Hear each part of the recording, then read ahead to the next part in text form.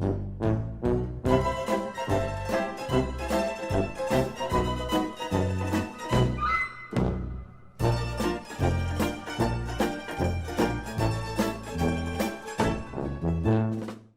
the 1996 Russian presidential election, Thomas Friedman mocked all the candidates for being neither left wing nor right wing, but for taking a third way centrist stance that mixed both capitalist and socialist policy proposals. At the World Bank, they used to have a saying: you know when a country is about to go over a cliff, when its policymakers start explaining to you that they are unique and have discovered the third way. When you hear that, hold on to your wallet, because odds are something really stupid is about to happen. There is no third way. I guess Friedman changed his mind, because in a July 2011 opinion piece praising a now defunct centrist organization challenging both Democrats and Republicans, the sub-headline was, "A third way is on the way for the 2012 presidential campaign." And on more than one occasion, Friedman has called for neither left nor right, but a radical centrist third party that he would like to call the American Renewal Party.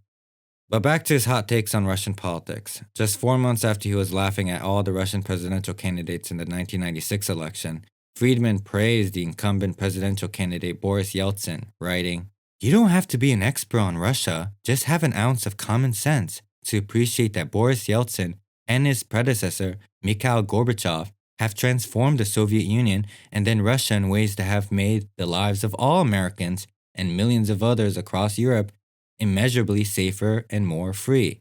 Sure, there are better Democrats in Russia than Mr. Yeltsin, and there are better, less corrupt economic reformers than Mr. Yeltsin, but none with the political weight and toughness to carry out so many changes that have served US interests.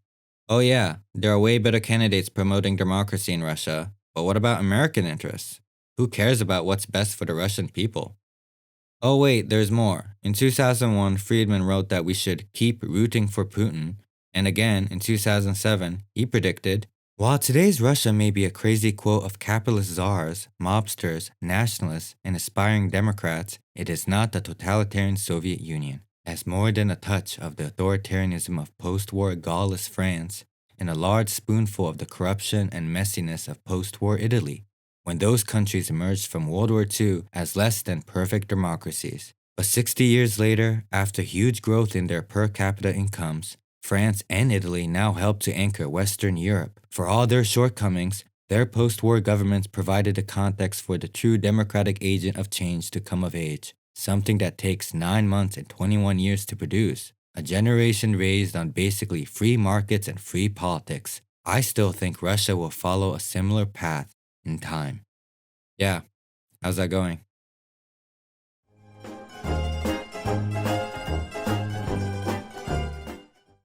In 1995, Friedman wrote that President Mubarak deserves credit for the stability he has brought to Egypt. And again in 1996, he praised the Egyptian dictator with what he called the most intelligent analysis of why a country has to reform its economy and join the global system that I've heard from a world leader. Of course, Friedman had to distance himself from Mubarak after the Arab Spring in 2011, but in 2013, when the democratically elected Mohamed Morsi was ousted in a coup d'etat, Friedman had the nerve to call it Egypt's Revolution Part 2, writing, "It would be premature to say that this era of political Islam is over, but it is definitely time to say that the more moderate, non-Islamist, political center has started to push back on these Islamist parties, and that the citizens all across this region are feeling both more empowered and impatient." And this was written just 2 years before ISIS controlled half of Syria and a third of Iraq. Now, one could still criticize how Morsi and the Muslim Brotherhood handled things in their 1 year in power, but it is worth noting that Friedman has never said a word about the August 2013 Rabaa massacre, where the so-called grassroots opposition in Egypt's Revolution Part 2 killed, according to Human Rights Watch, at least 1,000 Muslim Brotherhood sympathizers and other civilians.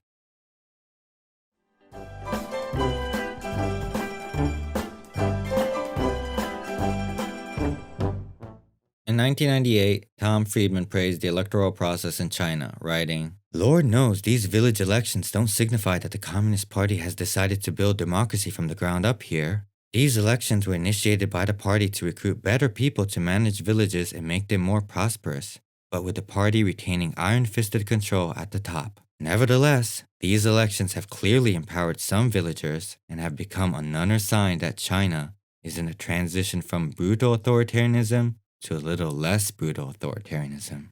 He then quotes Hoover Institute Larry Diamond, who said, "Before China can democratize, it has to liberalize. It has to go through a phase that political scientist Robert Scalapino called authoritarian pluralism."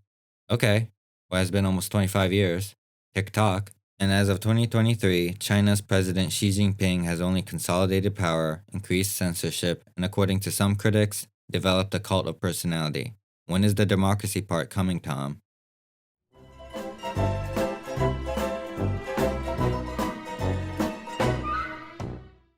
I've noticed that Tom Friedman hasn't written about India recently, but not too long ago, he viewed the country as a model for neoliberalism.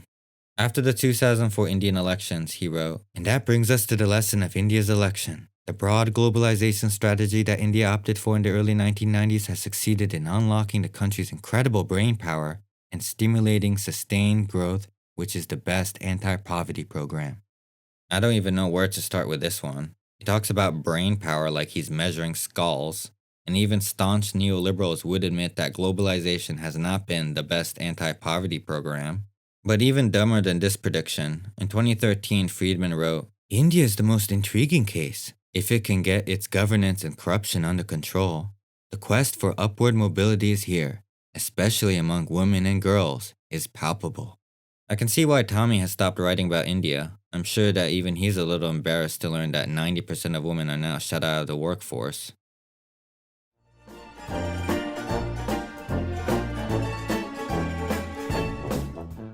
After meeting with perhaps the worst human being on the planet, Mohammed bin Salman, Tommy Friedman was so wooed by the Saudi crown prince that in 2017 wrote, "The most significant reform process underway anywhere in the Middle East today is in Saudi Arabia."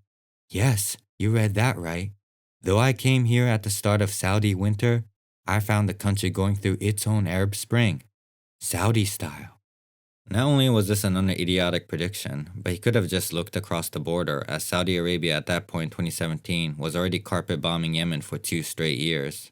But then again, in 2013, Friedman thought that Yemen would have successful reforms following the Arab Spring when he wrote, "Yemen is a National Rifle Association paradise. It seems as if every Yemeni man owns a gun and many walk around with daggers in their belts. Yet this country may end up having the most extensive Arab awakening dialogue, with relatively few casualties. So far, it is a reminder for Syria's rebels that better guns may be needed to topple their dictator, but without a culture of inclusion, it will all be for naught." But Tommy, even if you weren't horrified by the massive bombing campaign Saudi Arabia was committing against Yemen, you could have also looked into the mass executions Mohammed bin Salman was committing against his own people. After all, in 2014, you wrote that, "There are no words to describe the vileness of the video beheadings of 2 American journalists by ISIS." I don't think Tommy is even aware of the go-to Saudi style of capital punishment.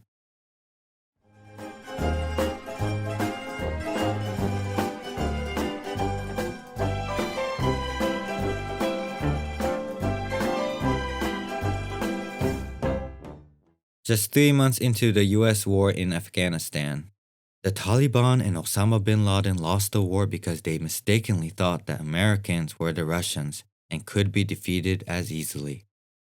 Okay, well, I don't even need to dignify this one with a response.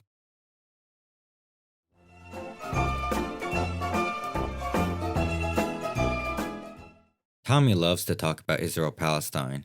In a 2003 piece, he opened with, "Maybe the most telling fact in this coming Israeli election is that at this moment of intense crisis, a tiny Israeli party, Greenleaf, which advocates the legalization of marijuana, could win 1 or 2 seats in the new parliament."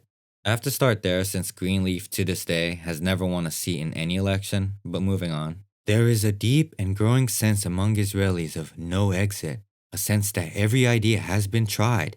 Peace overtures, crackdowns, settlements, targeted killings, the left-wing solution, and the right-wing solution, and nothing works." Yeah, maybe the peace overtures didn't work because it was followed by crackdowns, settlements, and targeted killings. But his crown jewel on Israel-Palestine comes from a more recent piece when he said that President Biden should have Liz Cheney as his running mate for 2024, because the basis of his argument is, as I've noted before, one reason I pay very close attention to the Israeli-Palestinian arena is that a lot of trends get perfected there first and then go global. Airline hijacking, suicide bombing, building a wall, the challenges of pluralism, and lots more. It's off Broadway to Broadway. So what's playing there these days that might be a harbinger for politics in the US? Answer. It's the most diverse national unity government in Israel's history. One that stretches from Jewish settlers on the right all the way to an Israeli Arab Islamist party and super liberals on the left. Most important, it's holding together, getting stuff done, and muting the hyper-polarization that was making Israel ungovernable. Well, guess what, Tommy boy? As of 2023, Netanyahu is back, the rotating government didn't last, and now Israel has the most right-wing government in its history.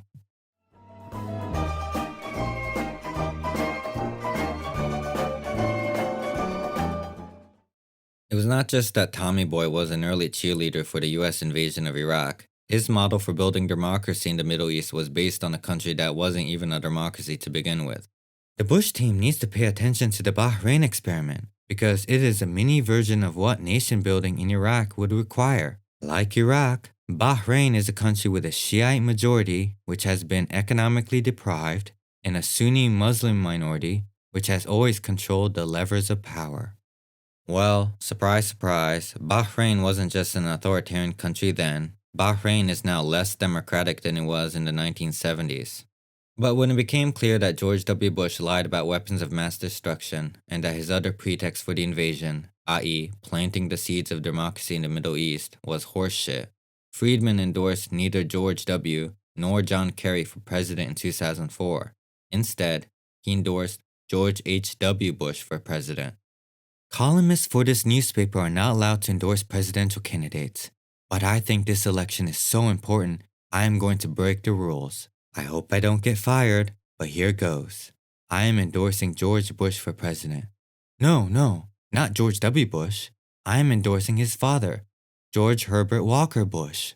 The elder George Bush was the real uniter, not divider, the real believer in a kinder, gentler political dialogue. My advice, dear readers, is this. Vote for the candidate who embodies the ethos of George H.W. Bush, the old guy. Vote for the man who you think would have the same gut feel for nurturing allies and restoring bipartisanship to foreign policy as him. Next Tuesday, vote for the real political heir to George H.W. Bush. I'm sure you know who that is. No, I actually have no idea what you're talking about. Maybe you really did mean to write in George H.W. Bush for president because you repeatedly shared his love for the father of the Nepo baby president. In 2005, he even said that no one would make a better UN ambassador for Bush 43 than Bush 41.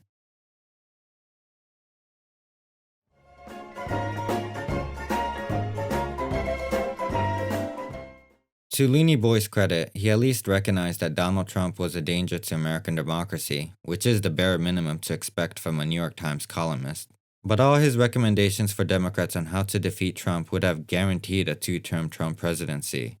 In October 2016, Looney Boy wrote, I confess, I was starting to wonder about what the real Hillary Clinton, the one you never get to see behind closed doors, really stood for. But now that, thanks to WikiLeaks, I've had a chance to peruse her speeches to Goldman Sachs and other banks, I am more convinced than ever she can be the president America needs today. Seriously, those speeches are great.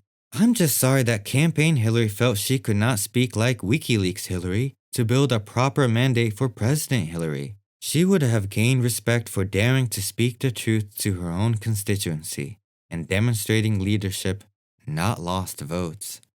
And in the 2020 election, lunatic Friedman broke his own rule about not endorsing candidates when he wrote not one, not two, but at least 3 columns saying that Bloomberg would be the Democrats' best shot against Trump. Well, I guess besides the top 1% of elites in DC, Martha's Vineyard, and Davos, there were at least some avid Friedman readers in American Samoa.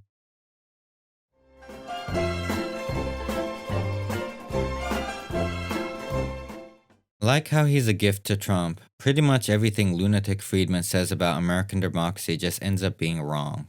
After the 2000 US presidential election, he wrote, "If Mr. Bush prevails in the rest of the court cases and Mr. Gore finally throws in the towel, it's critical that Democrats don't bork Bush. That is, they don't try to morally impeach him before he even starts, as Democrats did with Robert Bork's nomination to the Supreme Court and Republicans did with Bill Clinton's whole presidency. If Mr. Bush prevails in the courts, he is entitled to govern as if he had won by a landslide, and the country needs him to be able to do so." Just to refresh the listener's memory, Bush claimed victory in Florida by about 500 votes. And independent probes just a year after the closest presidential election in US history concluded that had they continued the recount, Gore would have won the state and the presidency. And just before the 2006 midterms, he wrote, "I want the Democrats to win by only one seat in both the House and the Senate is because I want them to have such a slim margin that they will have to govern from the center, to look for bipartisan fixes to the country's major issues, which is the only way they can be addressed." Although they performed better in the House, Democrats did narrowly win the Senate with just a one-seat majority, and Congress has never been more dysfunctional. But it was on November 5th, 2008, a day after Obama's victory, Friedman made his boldest proclamation that also doesn't need to be dignified with a proper response. "And so it came to pass that on November 4th, 2008, shortly after 11 p.m. Eastern Time, the American Civil War ended. As a black man, Barack Hussein Obama won enough electoral votes to become President of the United States.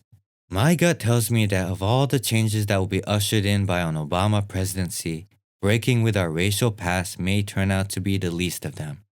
There is just so much work to be done. The Civil War is over. Let Reconstruction begin." You know what? I take it back. I take it all back. Thomas Friedman is an inspiration. I often lose confidence in myself when I notice a tiny mistake in some of my previous videos.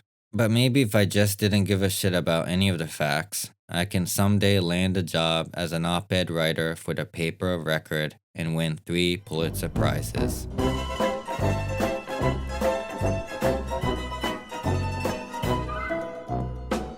Also, I don't know why the New York Times Union went on strike recently. It is clearly a great place to work if you can write bullshit for decades and still be employed.